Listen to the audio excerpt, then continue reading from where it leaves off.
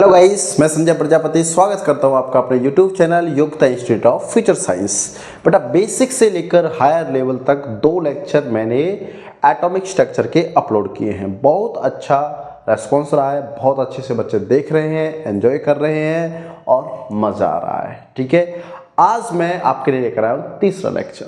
ठीक है, देखिए पहले जो 2 लेक्चर थे उसमें मैंने क्या पढ़ाया था आपको पता है? आपको उसमें मैंने आपको फ्रीक्वेंसी,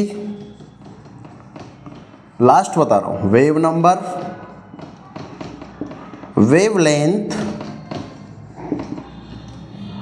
और क्या था भाई? वेव लेंथ था, फ्रीक्वेंसी थी, वेव नंबर था, है ना, और उसमें मॉडल्स थे, कुछ मॉडल्स एटॉम्स के। ठीक है, ये सारी चीजें पढ़ाई थी। तो उम्मीद है मुझे ये आप लोगों ने अच्छे से पढ़ लिया होगा और नोट्स बना लिए होंगे। ठीक है, अब मैं आपको क्या सिखाने वाला हूं कि जो रेडिएशन है उसका double nature.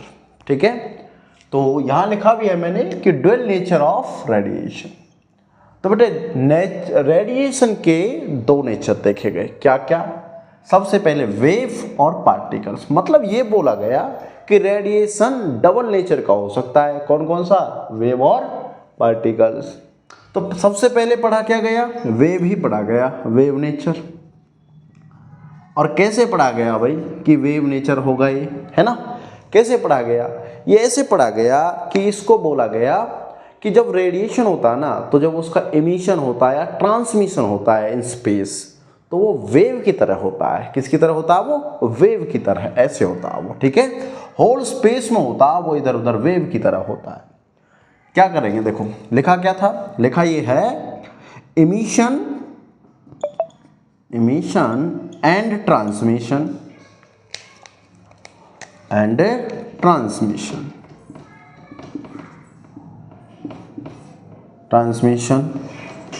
of energy in space like wave। Energy का जो एमिशन होगा या ट्रांसमिशन होगा स्पेस में, होल स्पेस में, वो कैसे होगा? वेव की तरह होगा। ठीक है, और थोड़ी सी बात समझते हैं हम इसको। मान लो ये अपने पास कोई पार्टिकल है और अगर यहाँ से एमिशन हो रहा है तो ऐसे नहीं कि एक डायरेक्शन, नो, वो होल स्पेस में कहीं भी हो सकता है भाई, ऐसे। ठीक है, कहीं भी हो सकता है, तो वो वेव की तरह होगा। किसकी तरह होगा वो? वेव की तरह होगा। ठीक है, इसके बाद एक साइंटिस्ट नए आए जिनका नाम था, क्या नाम था भाई उनका? उनका नाम था थॉमस यंग। क्या था वो? Thomas young. Thomas young. इन्होंने बोला कि wave like light could be diffracted, ये आपको ध्यान रखना है, could be diffracted। अब ये डिफ्रैक्ट कैसे हुआ मुझे ये समझना है। यंग थॉमस ने ऐसा बोला, तो कैसे हुआ भाई? ये ऐसे हुआ, इन्होंने बोला कि अगर मान लो यहां पर कोई ऑब्जेक्ट रखा है, ठीक है, और यहां से लाइट आ रही है, ओके, ऐसे लाइट आ रही है इस पर, तो जैसे ये इससे क्या होगी? टकराएगी। जैसे ये इससे टकराएगी तो ये यहाँ से इस तरीके से ऐसे करके बीम निकालेगी। ठीक है, तो दैट इज डिफ्रैक्शन। क्या हो गया ये? Diffraction, diffraction. क्लियर? और यही डिफ्रैक्शन कैसे गया भाई? As a wave. तो इसने बोला कि लाइट जो भी थी ना, इसमें डिफ्रैक्शन हुआ। क्या हुआ? डिफ्रैक्शन हुआ। तो हमने क्या पढ़ा? Wave like light could be diffracted. अगर लाइट डिफ्रैक्ट हो सकती है तो वेव उसी तरह से डिफ्रैक्ट होती है। बात समझ में आई? ठीक है, यहां बेटा ये जरूरी नहीं है पूरा ऑब्जेक्ट हो, स्मॉल होल भी हो सकता है। जैसे हम होल पर डालते हैं लाइट तो वो भी डिफ्रैक्ट होती है। ठीक है, फिर उसके बाद साइंटिस्ट आए मैक्सवेल। क्या बोला इन्होंने? कि visible light consist electromagnetic wave. भाई जो विजिबल लाइट होगी ना, वो कंसिस्ट करेगी इलेक्ट्रोमैग्नेटिक वेव को। क्या होगी वो? इलेक्ट्रोमैग्नेटिक वेव होगी वो। बात समझ में आई? Electromagnetic. And also consist electric and magnetic field. क्या होगा भाई? थॉमसन ने और क्या कहा? Also consist and also consist electric and magnetic field. Magnetic field that oscillate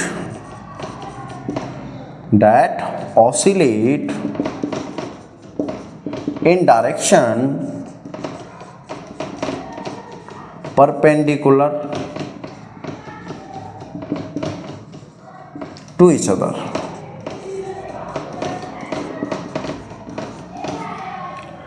and perpendicular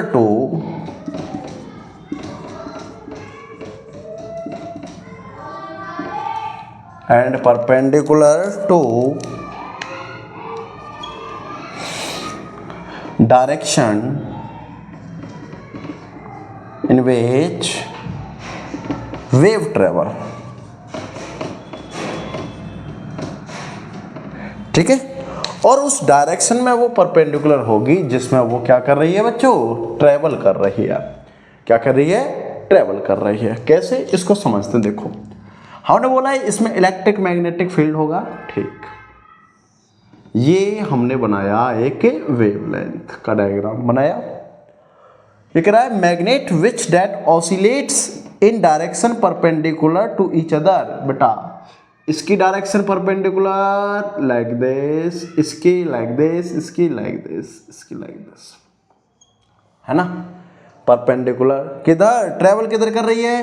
travel कर रही है बेटा इधर, इधर ट्रेवल हो रही है, तो इसके परपेंडिकुलर ये रही डायरेक्शन, ऐसे देखेगी। बात समझ में आई? ठीक है, तो ये थे मैक्सवेल भाई साहब जिन्होंने ये बोला था। क्लियर? उसके बाद इन्होंने क्या बोला? इन्होंने बोला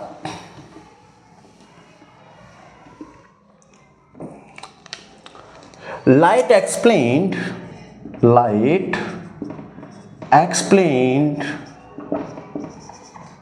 क्या करेगी? Explained its rectilinear refraction polarisation rectilinear refraction polarisation propagation and reflection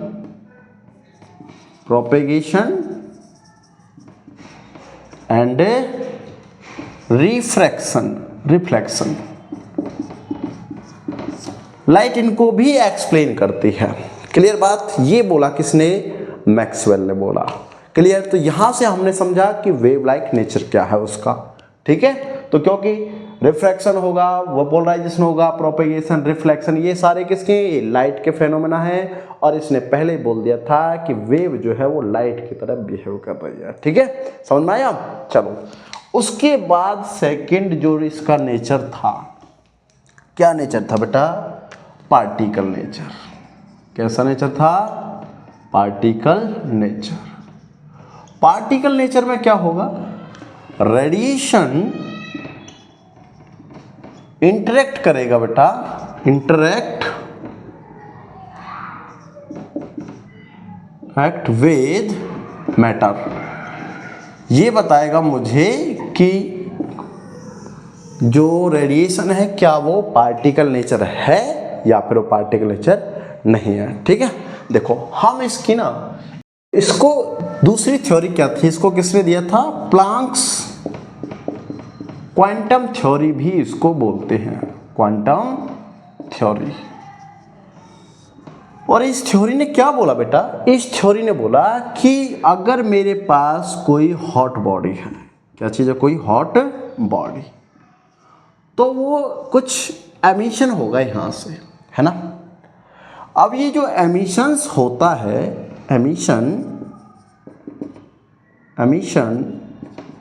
of energy का एमिशन होगा। ये बच्चों कंटिन्यूअस भी हो सकता है, कॉन्टिन्यूअस भी हो सकता है, और ये डिसकंटिन्यूस भी हो सकता है, ठीक है। लेकिन होगा किसमें? In form of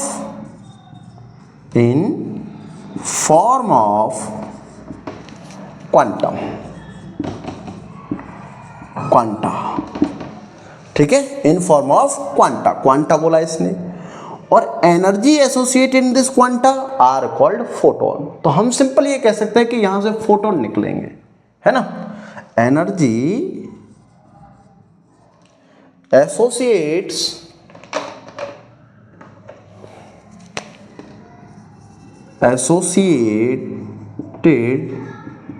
in quanta are called photon. तो हम सिंपल बोल सकते हैं कि यहां से हॉट बॉडी से जो ये एनर्जी इमिट हुई है बेटा, ये किसकी फॉर्म में हुई है? ये फोटोन की फॉर्म में हुई है, ठीक, फोटोन की फॉर्म में हुई है, ठीक है। आगे इसने क्या बोला? इसने बोला कि जो ये फोटोन की फॉर्म में हुई है तो एनर्जी डायरेक्टली प्रोपोर्शनल होगी किसके? फ्रीक्वेंसी की। किसके होगी? फ्रीक्वेंसी के डायरेक्टली प्रोपोर्शनल होगी, ठीक। इसने प्रोपोर्शनल साइन हटाया तो A equal to H mu बोल दिया गया। H क्या था यहां पर? H equal to Planck's constant, Planck's constant. और इसकी बच्चों एक फिक्स वैल्यू होती है, क्या? H equal 6.626 into 10⁻³ -34 joule second. ये इसकी फिक्स वैल्यू होती है, ठीक है। उसके बाद अगर ये जो एनर्जी फोटॉन्स निकली है ना यहाँ पर, ये कभी भी फ्रैक्शंस में नहीं होंगे बेटा, ये ध्यान रखना आपको, ठीक है। कभी भी किस में नहीं होंगे? ये फ्रैक्शंस में नहीं होंगे। जो फोटॉन्स, जो ये एनर्जी निकली है ना, इक्वल टू NH म्यू, इसको मैं लिख सकता हूं। और n यहां पर हमेशा कोई पॉजिटिव नंबर रहेगा, इंटीजर रहेगा, ओके। 1 2 3 4, जीरो भी नहीं हो सकता, ओके, जीरो भी नहीं हो सकता। और ना कोई भी फ्रैक्शन हो सकता है, फ्रैक्शन भी नहीं हो सकता। ये हमेशा एक पॉजिटिव इंटीजर होना चाहिए। बोलो बात समझ में आई या नहीं आई बच्चों? क्लियर? इसके बाद देखो भाई, एनर्जी इक्वल टू क्या हो गया? H म्यू हो गया। और मैंने आपको एक रिलेशन सिखाया था बेटा कि म्यू और लैम्बडा इक्वल टू C, ठीक है। अगर मैं यहां से म्यू की वैल्यू निकाल लूं इक्वल टू, तो क्या आएगा? C by lambda. और इस वैल्यू को इक्वेशन 1 को पुट कर दो इसमें, है ना। ये फर्स्ट है, मैंने कह दिया A है। पुटिंग 1 इन A, क्या आएगा? A equal to HC by lambda. बहुत ज़्यादा इंपॉर्टेंट है, याद रखना है, ठीक है। A equal to HC by lambda. कोई दिक्कत किसी को? सब समझ में आ रहा है ना भाई, है ना? चलो, वेरी गुड। एनर्जी इमिटेड और absorb by body can be either one quanta, can be either one quanta, एक क्वांटा हो सकती है। कभी भी ये नेगेटिव नहीं होगी, कभी भी ये फ्रैक्शन नहीं होगी, कभी भी ये जीरो नहीं होगी। ये बात ध्यान रखनी है आपको, क्लियर? चलो नेक्स्ट करते हैं फोटो इलेक्ट्रिक इफेक्ट। क्या है बच्चों? Photo electric effect. Photo electric effect next जो अपना पॉइंट है ना, क्या है? ये भी एक्सप्लेन होगा किसके बेस पर? क्वांटम थ्योरी के बेस पर, ठीक है। Explained based upon quantum theory.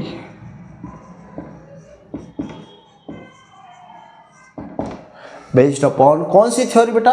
Quantum theory. याद रखोगे? Yes, very good. इसमें क्या होता, बात सुनना ध्यान से। इसमें बेटा कुछ मेटल्स हम लेंगे, मेटल्स कौन कौन से लेंगे? मेटल्स जो होगा, पहला पॉइंट याद रखना है, वो लो आयनाइजेशन एंथैल्पी का होना चाहिए। आयनाइजेशन पे क्या होना चाहिए उसकी? लो। ठीक, एग्जाम्पल में देखो कौन कौन सा, पोटासियम हो सकता है, रुबीडियम हो सकता है, सीजियम हो सकता है। लो किसका होना चाहिए? आयनाइजेशन एंथैल्पी का होना चाहिए। ठीक है, होगा कैसे? देखो मान लो ये मेटल है, हमने क्या दिया, ये मेटल का पीस है, मेटल पीस। ठीक है, मेटल का एक पीस है। ठीक, अब मुझे क्या करना है? मुझे इसके सरफेस से इलेक्ट्रॉन्स को इजेक्ट करना है। क्या निकालना बेटा? इलेक्ट्रॉन्स निकालना है। क्या निकालना है? इलेक्ट्रॉन्स। कहाँ से? सरफेस से। ठीक है, क्या निकालना है? Eject electrons, eject electrons. कैसे निकालूंगा इलेक्ट्रॉन्स में यहां से, वो मुझे देखना है। ठीक है, तो बच्चे यहां से ये इलेक्ट्रॉन का इजेक्शन हुआ, लेकिन अब हम क्या कर रहे हैं, इसको प्रॉपर एक्सपेरिमेंट में डिफाइन करेंगे। ठीक है, देखो कैसे। यहां बनाया गया बेटा एक, ये एक ट्यूब है, ग्लास ट्यूब होगी ऐसे। ठीक, प्रॉपर बनाते हैं, अच्छे से बनाएंगे। ठीक है,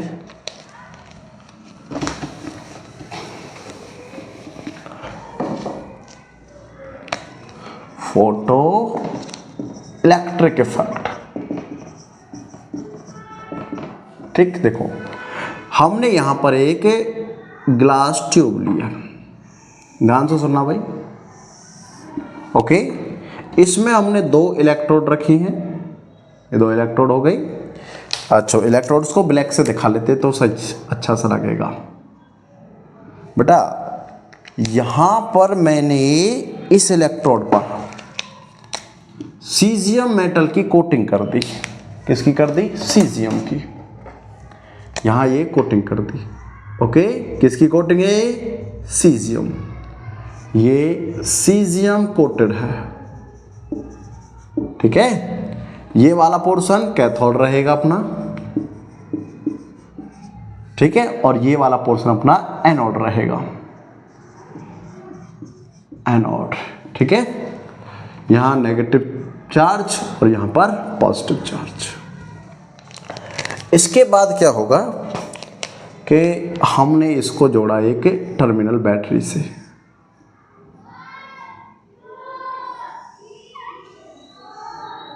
ओके, अब क्या हुआ, यहां से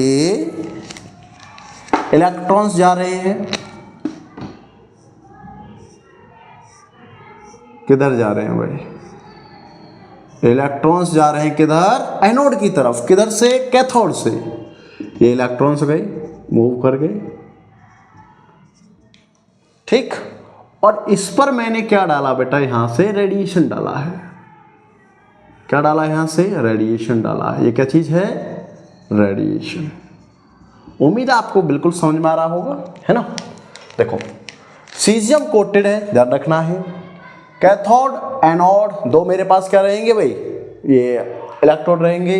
अच्छा हाँ, यहाँ चार्ज करो यहाँ पर ये नेगेटिव। ठीक है, और सीजियम को रेडिएशन इस पर डाल रहे हैं और यहाँ ये बैटरी से एक्सटर्नल सोर्स से कनेक्टेड है।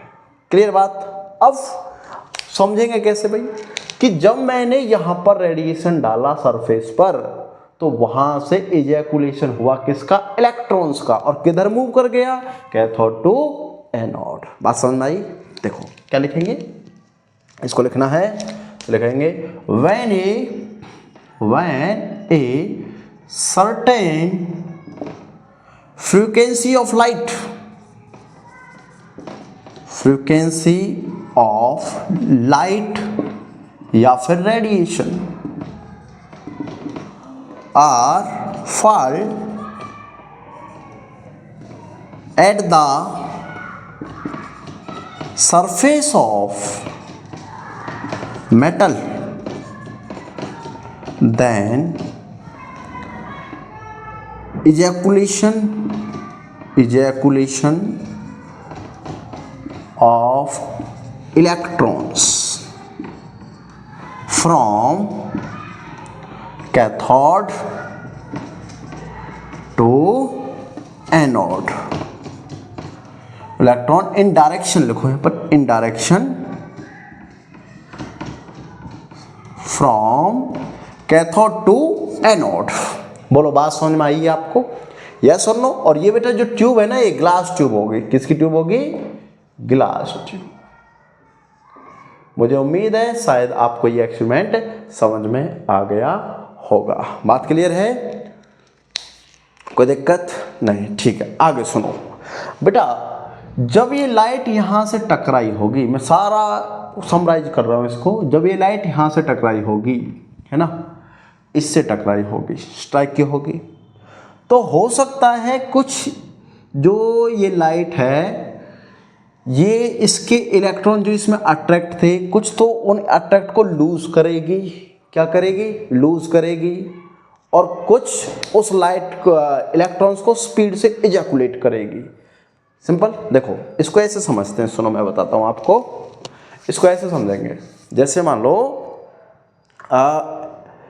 एक बंदा सो रहा है, ठीक है, और अब क्या है कि एक बंदा उसको जगाएगा, जागेगा पहले। अब डायरेक्ट ऐसा तो नहीं है कि डायरेक्ट ही भाग जाएगा सोता सोता, नहीं ना।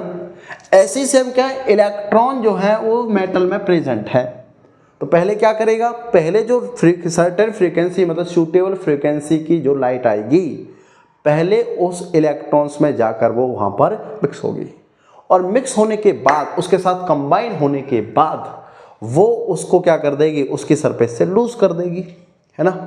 और जैसे ही वो लूज हो जाएगी, तो और ज़्यादा फ्रीक्वेंसी जैसे हम उसमें ऐड करेंगे, जैसे ही उसमें लाइट और ज़्यादा ऐड करेंगे, तो वो वहाँ से एक स्पीड से निकल कर जाएगा, जिसको हम बोलते हैं kinetic energy of electrons.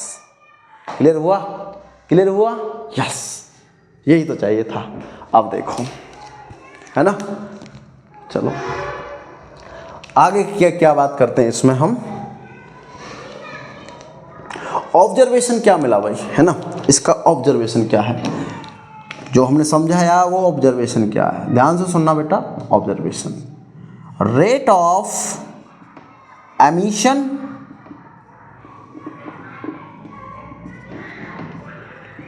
Of electrons directly proportional to intensity of light.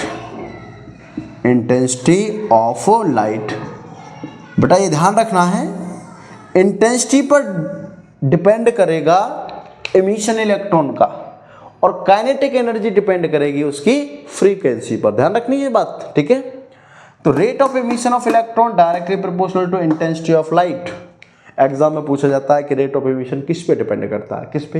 Intensity of light पे डिपेंड करता है। क्लियर बात? ठीक है। नेक्स्ट पॉइंट क्या है? Emission start when frequency of light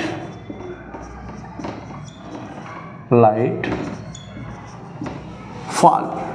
जैसे फ्रीक्वेंसी ऑफ लाइट उस पर डाली गई, तुरंत वहां से एमिशन होना स्टार्ट हो जाएगा। Emission of electrons start. Clear? तीसरा पॉइंट क्या है? Emission of electrons when frequency reaches a critical value. Frequency reaches above critical frequency value. Critical value एक बच्चा क्रिटिकल वैल्यू है, और एक क्रिटिकल वैल्यू है क्या चीज? क्रिटिकल वैल्यू ये है फ्रीक्वेंसी। और कौन सी फ्रीक्वेंसी है? इसका नाम है थ्रेशोल्ड फ्रीक्वेंसी। कौन सी फ्रीक्वेंसी बेटा? Threshold frequency. इसके ऊपर बहुत सारे क्वेश्चन बनाऊंगा मैं। म्यू नॉट इसका नाम है, ठीक है। थ्रेशोल्ड, अगर थ्रेशोल्ड फ्रीक्वेंसी से ज्यादा होगा क्या, जो आने वाली फ्रीक्वेंसी है, ठीक है, तो ही इलेक्ट्रॉन वहां से आसानी से निकल पाएगा। क्लियर बात, क्लियर बात, क्लियर है। नेक्स्ट पॉइंट क्या था फोर्थ, कि kinetic energy of electrons directly proportional to frequency, directly proportional to incident radiation, sorry, incident frequency of incident radiation, frequency of incident radiation. Clear बात, यस और no. चलो अभी इससे थोड़ा सा और देखते हैं हम, जो हमने पढ़ा है कि थ्रेशोल्ड फ्रीक्वेंसी और ये फ्रीक्वेंसी जो हमने ऊपर डाले, जो उसको इलेक्ट्रॉन को निकाल रही है, जैसे बोला emission start when frequency of light fall of electrons, है ना, फॉल, जैसे हमने उस पर लाइट डाली तो इलेक्ट्रॉन का इमिशन हुआ, तो वो फ्रीक्वेंसी और थ्रेशोल्ड फ्रीक्वेंसी से हम क्या समझते हैं, ये हमें देखना। आप कैसे, देखो बच्चों, अगर मैं ये कह दूं कि जो इंसिडेंट फ्रीक्वेंसी है, इंसिडेंट फ्रीक्वेंसी, उसको मैं म्यू कंसीडर कर लूं, और जो थ्रेशोल्ड फ्रीक्वेंसी है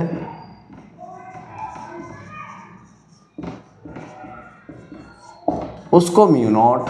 थ्रेशोल्ड समझ रहे हो, इलेक्ट्रॉन को होल्ड करने की उस फ्रीक्वेंसी जो थी, ठीक है बेटा। अगर इंसिडेंट फ्रीक्वेंसी ज़्यादा हो थ्रेशोल्ड से तो क्या होगा, ये केस फर्स्ट है, क्या होगा, तो एमिशन फास्ट होगा, emission fast, and electron moves, या electrons move faster kinetic energy, okay. और अगर मैं ये कह दूं कि म्यू कम होगा म्यू नॉट से, तो नॉट एमिशन, तो एमिशन नहीं होगा। और अगर मैं थर्ड पॉइंट में ये कह दूं कि mu equal to mu naught, तो एमिशन तो होगा, emission occurred, but kinetic energy zero. ध्यान रखनी बेटा, ये तीन बात आपको याद रखनी है जो exam point of view most most most important है। क्लियर बात, ठीक है। चलो नेक्स्ट हम बात करते हैं किसके, नेक्स्ट बात करते हैं, ये तो था अपना पार्टिकल नेचर्स खत्म, ठीक है। अब है आइंस्टीन फोटो इलेक्ट्रिक इफेक्ट। बच्चों क्या था ये, आइंस्टीन फोटो इलेक्ट्रिक इफेक्ट, है ना, ध्यान से सुनना। हमें ये तो पता है भाई E इक्वल टू क्या होती है, H। अच्छा, आइंस्टीन फोटो इलेक्ट्रिक इफेक्ट है किसके ऊपर बेस, एग्जाम में 1 नंबर में क्वेश्चन बन सकता है, किसके ऊपर बेस है बेटा, interaction of photon with electron. ध्यान रखना है, आइंस्टीन फोटो इलेक्ट्रिक इफेक्ट में क्या पढ़ना है, फोटोन का इंटरेक्शन इलेक्ट्रॉन से होगा, ठीक है। देखो कैसे, ध्यान सुनना भाई, कि ये मेरे पास एक मेटल का सरफेस है ना, इसमें यहाँ इलेक्ट्रॉन प्रेजेंट। अब क्या करेंगे हम, इसमें फोटो इलेक्ट्रॉन्स जो यहाँ से, इसको क्या बोलते हैं, फोटोन बोलो, हम यहाँ फोटोन डाल रहे हैं, इसमें डाल रहे हैं भाई, और यहाँ से निकलेगा इलेक्ट्रॉन्स। क्या निकलेगा, इलेक्ट्रॉन्स, इलेक्ट्रॉन बाहर जाएगा यहाँ से। या फिर ये समझ लो कि ये एक सरफेस हुआ, ओके, और यहाँ से जो रेडिएशन जो डाल रहे हैं इसमें ऐसे, ये है बेटा फोटोन। क्या है ये, फोटोन। यहाँ इलेक्ट्रॉन प्रेजेंट है और यहाँ से ये भागेगा इलेक्ट्रॉन्स, ये लो। क्लियर। अब हुआ क्या, ध्यान से सुनना भाई, interaction of photon with electrons, भाई ये इसमें होना तो यही है। कब, जब हम क्या डालेंगे, एक फोटोन डालेंगे इसमें, ठीक है, फोटोन डालेंगे। तो ये दो टाइप से होगा, these are two types, two ways लिखो। कैसे? फर्स्ट, सर्टेन फोटॉन्स ओनली, क्या? If photon equal to binding energy of electron. अगर जो फोटोन की जो इंसिडेंट फोटोन, मतलब जो फोटोन की जो रेडिएशन है, या हम ये कह सकते हैं इंसिडेंट फोटोन जो हैं, अगर वो फ्रीक्वेंसी, इनकी फोटोन फ्रीक्वेंसी जो है, अगर वो इक्वल हो जाती है बाइंडिंग एनर्जी ऑफ इलेक्ट्रॉन की, तो केवल क्या होगा बेटा? केवल क्या होगा? दे नॉक द इलेक्ट्रॉन्स। ये केवल इलेक्ट्रॉन्स को नॉक करेगा। क्या करेगा? केवल नॉक करेगा, टू लूज। किसका? क्या करने के लिए? लॉस करने के लिए। क्या ये बात समझ में आई आपको? ये छोटी सी बात समझ में आई कि अगर फोटोन की फ्रीक्वेंसी जो इलेक्ट्रॉन यहाँ बाइंड है इसमें, उसके ही बराबर है, तो केवल ये उसको नॉक करेगा, उसको बोलेगा कट कट कट कि हाँ भाई इक्वल एनर्जी है, चलो ठीक है, निकलने की कोशिश करो यहाँ से, है ना। देखो ये फोटोन आ रहा है यहाँ पर, और इसकी एनर्जी या फ्रीक्वेंसी इतनी है जितनी इसकी बाइंडिंग की है, तो यहां से भाग पाएगा क्या? नो, अभी नहीं भागेगा। अभी तो इसको रेडी करेगा भागने के लिए, जैसे अभी मैंने थोड़ी देर पहले बताया था। क्लियर बात? ठीक है। अब क्या होगा? अगर ये इक्वल हुआ इसके, तो भाग तो नहीं रहा भाई, नहीं रहा, तो इसने काम तो किया। तो एच म्यू जो होगा वो डब्ल्यू नोट क्यों होगा, और डब्ल्यू नोट क्या है? Work function. बोलो ये बात क्लियर हुई पहले? यस, पहला पॉइंट क्लियर हुआ। दूसरा पॉइंट क्या है? दूसरा पॉइंट, सेकंड पॉइंट क्या है भाई? सेकंड पॉइंट ये है कि जो रेस्ट एनर्जी थी, rest photon frequency, rest frequency, वो क्या करेगी? इजैकुलेट द इलेक्ट्रॉन्स, वो इलेक्ट्रॉन्स को बाहर निकालेगी। किसके साथ? With a certain energy, certain kinetic energy. Rest photon frequency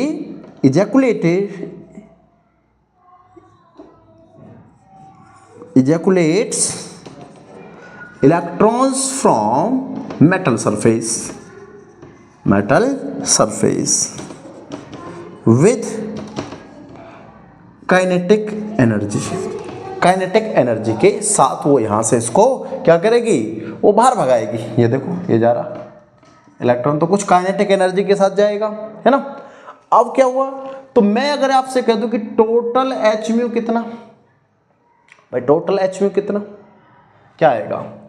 total energy frequency कितनी, तो बच्चा जो टोटल यहां पर डाली गई है एच म्यू इक्वल टू वो इसके वर्क फंक्शन, है ना, डब्ल्यू है तो इसको डब्ल्यू कर लो, H mu plus 1/2 kinetic energy का एम वी स्क्वायर। यही होगा फॉर्मूला या नहीं होगा? जल्दी बताओ। ये काइनेटिक एनर्जी होती है 1/2 M V square equal to kinetic energy का फॉर्मूला है। बोलो यही होगा या नहीं होगा? अभी इस इक्वेशन को मुझे क्या करना है? अच्छे से अरेंज करना है ताकि यहां से क्वेश्चन सॉल्व हो सके। ठीक है, चलो देखो कैसे करेंगे बेटा इसको। इक्वेशन क्या है मेरे पास में? H mu equal to W naught plus 1/2 M V square. बेटा डब्ल्यू नॉट की वैल्यू तो मुझे पता है क्या है, एच म्यू नॉट, तो क्या रखोगे? रखो इसको यहाँ पर, H mu equal to H mu naught plus 1/2 M V square. ठीक, ये क्या है? M V square kinetic energy, ये क्या है? वर्क फंक्शन, ये क्या है? फ्रीक्वेंसी मतलब एनर्जी। बेटा इसको इधर लेकर जाओ, क्या आएगा? H mu minus H mu naught plus equal to 1/2 M V square.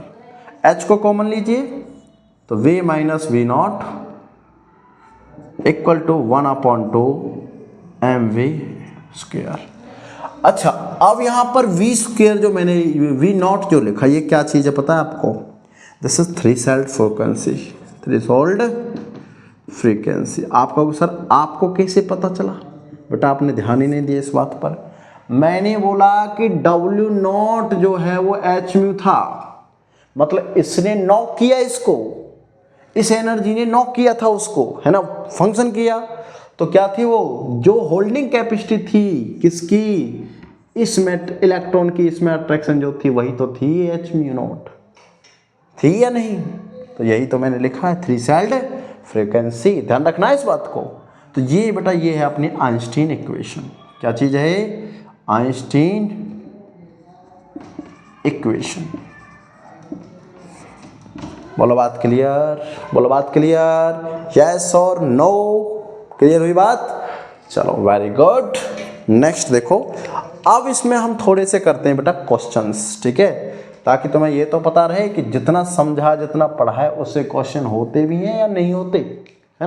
तो ये रहे अपने दो क्वेश्चन। देखो पहले क्या कह रहा है, the frequency of radiation having wave number this. बेटा मुझे वेव नंबर दे दिया उसने कितना, 10 मीटर इनवर्स, और आपसे फ्रीक्वेंसी पूछी है, मतलब ये पूछी है, निकालना कैसे, कैसे करेंगे भाई? मुझे ये पता है कि वेव नंबर जो होता है ना वो 1/λ होता है ना, और लैम्बडा और सी में, इसमें क्या रिलेशन है बेटा, वी में, v इक्वल टू c/λ होता है। क्या मैं इसको ये लिख सकता हूँ, इसको कि mu equal to C into 1/λ, बोलो लिख सकता हूँ, बोलो यस और नो। तो म्यू इक्वल टू सी और इंटू बेटा 1/λ क्या है, mu bar, this is the mu bar, बस हो गया आंसर। म्यू इक्वल टू सी कितना, 3 × 10⁸ मीटर पर सेकेंड, और म्यू कितना बेटा, म्यू कितना है 10। ओके, ये मीटर पर सेकेंड था और ये केवल मीटर इनवर्स है, मीटर से मीटर कन्वर्ट है, सेकेंड बचेगा क्या आया, 3 × 10⁹ सेकेंड इनवर्स। बोलो बात क्लियर, यस और नो। सेकेंड क्वेश्चन देखो क्या कह रहा है, the energy of a photon of radiation having wavelength this. बेटा वेवलेंथ की वैल्यू गिवन है आपको 33 nm। ओके, क्या इसको मैं ये लिख सकता हूँ 300 × 10⁻⁹ मीटर। हमें निकालना क्या है, एनर्जी निकालनी है। तो एनर्जी का फॉर्मूला क्या भाई, energy equal to h mu, और इसको क्या लिख सकते हैं म्यू को, A इक्वल टू hc/λ। बोलो बात क्लियर। बेटा h प्लैंक्स कांस्टेंट है जिसकी वैल्यू क्या थी, 6.626 × 10⁻⁻20⁻34 जूल सेकेंड। रखो वैल्यू 6.626 × 10⁻⁻34 जूल सेकेंड अपॉन, अच्छा c 3 × 10⁸ मीटर पर सेकेंड, सेकंड से सेकंड कैंसल, ठीक है। क्या बचा, लैम्बडा कितना बच्चों, 300 × 10⁹ मीटर, ठीक है। कैसे करेंगे इसको, देखो 3 से 3 कैंसिल हुआ, आंसर तो आ गया भाई आंसर तो आ गया, यूनिट कन्वर्जन कर लो, 9 है 8 है, तो ये कितना बचेगा यहाँ पर, -1, तो ये 33, तो आंसर यही आएगा 6.626, ठीक है। देखो कितना आ रहा है आंसर, 6.6 × 10⁻⁻, 6.6 × 10⁻⁻19 जूल, -19 जूल। कैसे भाई, 3 से 3 कटा और 0 है, बैलेंस कर लो इसको, क्या लिख लोगे, 3 × 10⁻⁻9 था ना, करो इसको सॉल्व, -9 - 18, हाँ ठीक है भाई 19 आ जाएगा, 9 और 8 17, 9 और 8 17, 34, ठीक है, और 34 में से इसको घटाओ और 2 0 का ये है यहाँ पर, तो आ जाएगा 30, मतलब 19। क्लियर बात। चलो नेक्स्ट क्वेश्चन देखो,